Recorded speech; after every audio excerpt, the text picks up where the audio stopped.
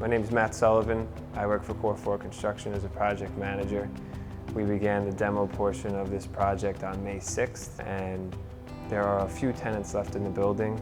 Once we get those floors handed over to us in September, we should be complete by November, end of November, I would say. This is the 8th floor. This is the first floor of the project that we began demolition on May 6th. We took out all the walls, offices, conference rooms, phone booths, ceilings, ductwork, and put up a temporary loop. We also ran temp power. We're going to restring the temporary lighting. We gutted the bathrooms and removed all plumbing fixtures. Discovery was wondering whether or not they were going to reuse the computer raised floor that we're standing on. It sits on pedestals, and they came to the conclusion at the beginning of the week that they're going to remove it. And we will also remove the remainder of the sprinkler pipe now that the temporary loop has been installed. Behind us we have brick walls that they're going for the rustic look and the terracotta slabs. All the brick walls will remain. It was actually, the building told us, an old printing factory. So there's a 22-inch brick wall that divides the space behind you that is all brick that I think they're going to expose with dry ice blasting. We're going to be erecting a hoist in the courtyard on the 18th Street side of the building because the elevators are going to be modernized by the landlord themselves. But out of service for quite a while this project is being built out and construction is happening. Last week we performed a boring in the 18th Street courtyard, and after we bored about 3.5 feet we hit a steel plate, and once we got through that steel plate our drill bit fell and there was a 10 to 12 foot void down there, which we then discovered after performing a test pit the following day was a tank that was about 10 feet in diameter by 18 feet long. So we're on the third phase of the project. We're now up on 11. We've completed demolition from 3 to 10. This is the 11th floor, and we will be then moving up to 12 and 13, which is a tenant space called Casper that are moving out in September. And finish those 2 floors and then finally go down to 2 and do that floor last where everybody's field office is right now. So this is a lead project, meaning that all the items that are demoed, like metal and concrete and others, get put in the same truck and brought to a yard to be reused or recycled. And the build-out will be lead as well. Yeah, my name is Ronan. I'm a superintendent with Reedy Contracting Group, and this is...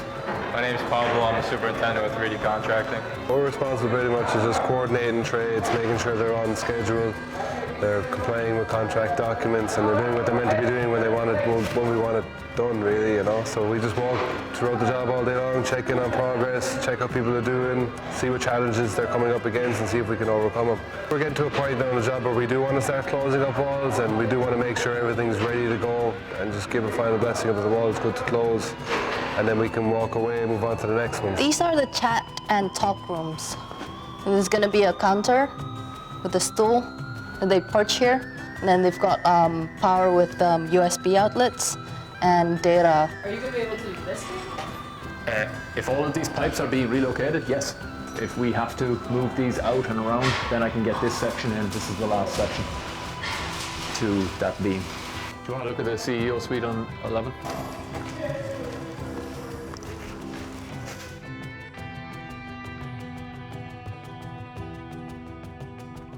TL25 is... That's one Nick. TL25? No, the TL25 is the penny. Here? The one that we're going to get Discovery to review. Yes. Tracy. So I think Tracy's here on Monday, so we'll get her to. She is? Okay. Yeah. And then for each of the door, we've got this black model. So you've got kind of that color there. With the exposed ceiling, concrete floor, with a really cool light fixture. That's our elevator lobby.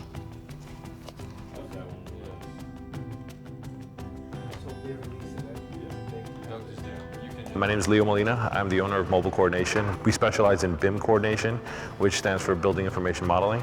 And essentially what we're doing is we're building the complete building in 3D before anything gets released to the field. So you can actually load them into these iPads. You can pretty much have the entire floor like loaded up in, so you can actually fly around and take dimensions in the field.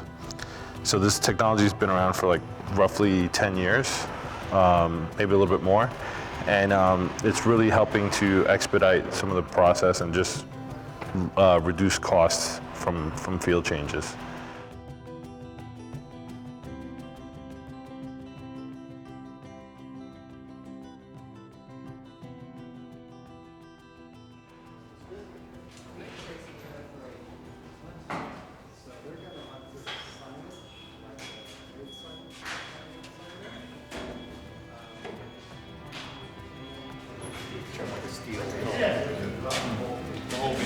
Well, I don't think you can get to one thing how easy it is to move. I would assume you would just be able to do the bottom flange and the sides.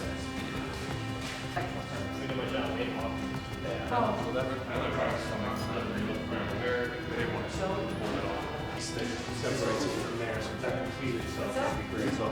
All good. So it's what I was hoping. I marked the width of that here, and it's about a ½ inch up. So that would be perfect. So you're going to get this little like reveal, which is going to kind of mimic that dimension on the bottom. So my name is Tim Goodall. I'm with CBRE. We represent Discovery as project managers.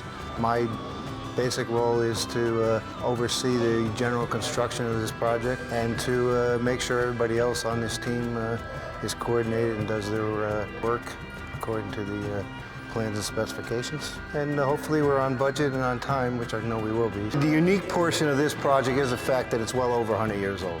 So what you see is what you're going to still have. So you still have cast iron columns. You still have existing terracotta ceilings that were in between structural steel, which is, again, structural steel isn't what it is today. This is cast iron steel. It's not malleable steel. The whole challenge here is to get 13 floors in this space completed in a timely manner, but also to kind of make everything go with the neighborhood.